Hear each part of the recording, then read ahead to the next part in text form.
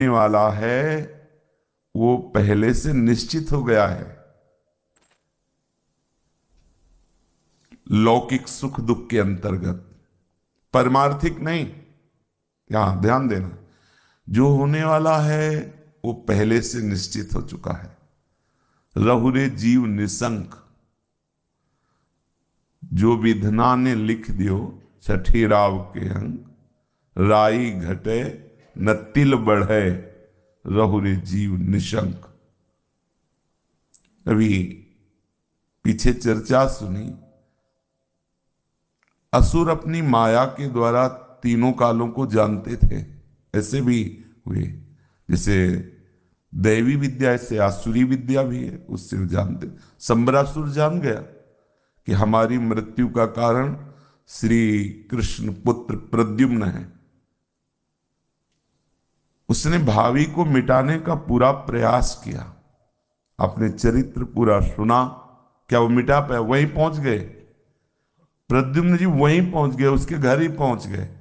फेंका समुद्र में, कैसे पहुंच गए और उसका विनाश कर दिया। राई घटे न तिल बढ़े रहुरे जीव निशंक। हम इस बात पर निश्चिंत हो जाएं।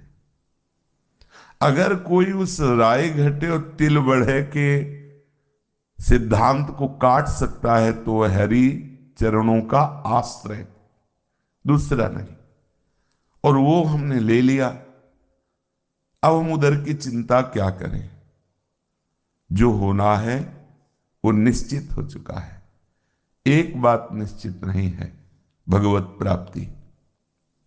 ये किसी पुण्य प्रारब्ध से, पूर्व प्रारब्ध से, सुकृतों के द्वारा नहीं होती कि पीछे सुकृत किए तो अब हमारे प्रारब्ध में है भगवत प्राप्ति, अब हम जो चाहें करें, प्रारब्ध में भगवत प्राप्ति है तो हो ही जाएगी। ऐसा जैसे इस समय वर्तमान में हम सत्कर्म कर रहे हैं, इसका परिणाम है आनंद सुख, लेकिन भोग रहे हैं दुख। क्यों? क्योंकि हमारे प्रारब्ध में है। पूर्व में कोई ऐसे पाप हो जाते हैं, जाने में अनजाने में, जो भी जैसा। आज ज्ञान का विकास हुआ है, कल तो नहीं था ना। हो सकता है कल कोई ऐसा पाप हो गया हो, वो परिणाम देने के लिए आज जब प्रकट हुआ तो प्रारब्ध वही है और वो दंड दे रहा है। आज जो पाप कर रहे हैं हम और सुखी हैं, तो कल जो पुण्य हमारा आज का प्रारब्ध बन गया है वो वर्ताव में आ गया, तो हमें लग रहा है जो हम पाप कर रहे हैं इसका फल दंड नहीं मिल रहा। ये तो बड़ा रोज नई नई उन्नति, नया नया लाभ, वो अज्ञानी जान नहीं रहा कि पीछे के सुकृतों के बल से हो रहा है। पर इस सिद्धांत से भगवत प्राप्ति नहीं होती। ना चाहने पर भी, हम कोई चाह नहीं कर रहे, कोई मांग नहीं रहे हैं, फिर भी दुख आ रहा है। क्यों? क्योंकि हमारे प्रारब्ध में। ऐसे ना चाहने पर भी, कोई प्रयास ना करने पर भी, पूर्वकृत जो सुकृत है उसका फल सुख आ जाएगा, लेकिन भगवत प्राप्ति नहीं आएगी। कि भाई अपने आप प्रारब्ध, हम भजन करें ना करें भगवत प्राप्ति तो हो जाएगी क्योंकि हमारे प्रारब्ध में, हमारे भाग्य में। ये नहीं है।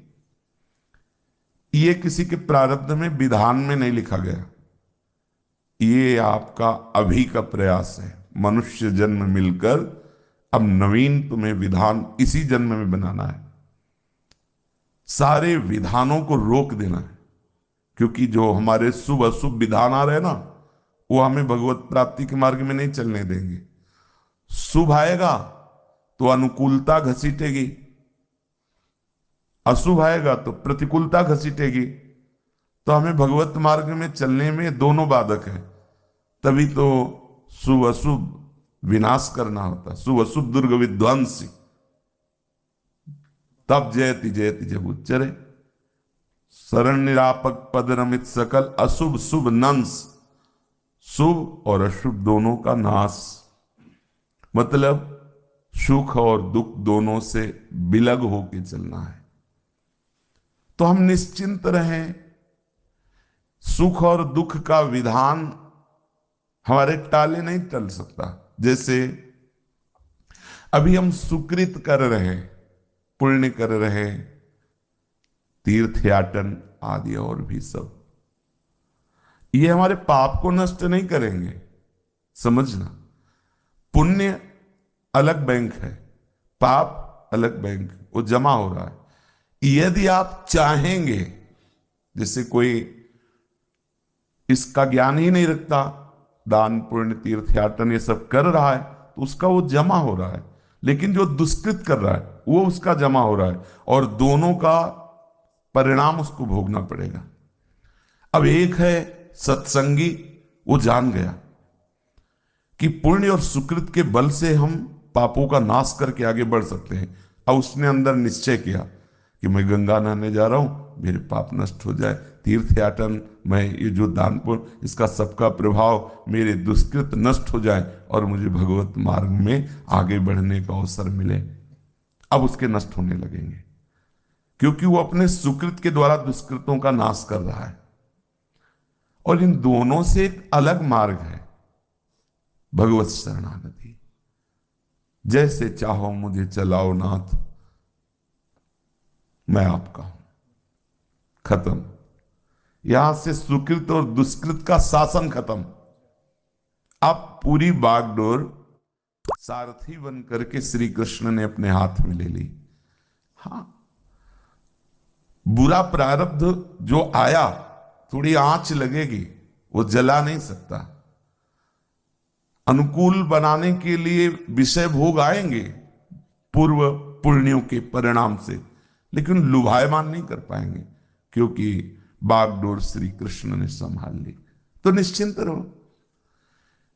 यदि आप श्री कृष्ण शरणागत नहीं, प्रभु के शरणागत नहीं है, तो अच्छे पवित्र आचरण से भावना अपवित्र आचरणों को मिटाकर आगे बढ़ने की। यदि ये भी नहीं है, तो फिर दोनों जो कर रहे उसका फल अवश्य में भोक्तव्यम कृतम कर्म शुभाशुभम। ये आपको सत्संग के द्वारा निश्चय करना होगा कि आप किस मार्ग के पथिक हैं। केवल वाणी से कह देने से बात नहीं बनती, अंदर से आपको चलना होगा, स्वीकृति करनी होगी। एक मार्ग शुभ अशुभ कर्मों का, वो स्वाभाविक आपको भोगना ही पड़ेगा। दूसरा मार्ग शुभ कर्मों के द्वारा अशुभ कर्मों का नाश करके, फिर वो जब आप शुभ में स्थित हो जाएंगे तो शुभ का त्याग हो जाएगा।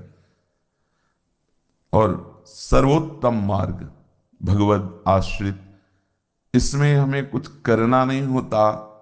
शुभ अशुभ के विषय में ये इतने में समर्थ है, शरणागति में इतना प्रभाव है इसमें कि शुभ अशुभ को ढकेल करके उपासक को महाआनंद की तरफ ले जाती। नहीं, ये कर्म बंधन ऐसे नहीं है। देखो,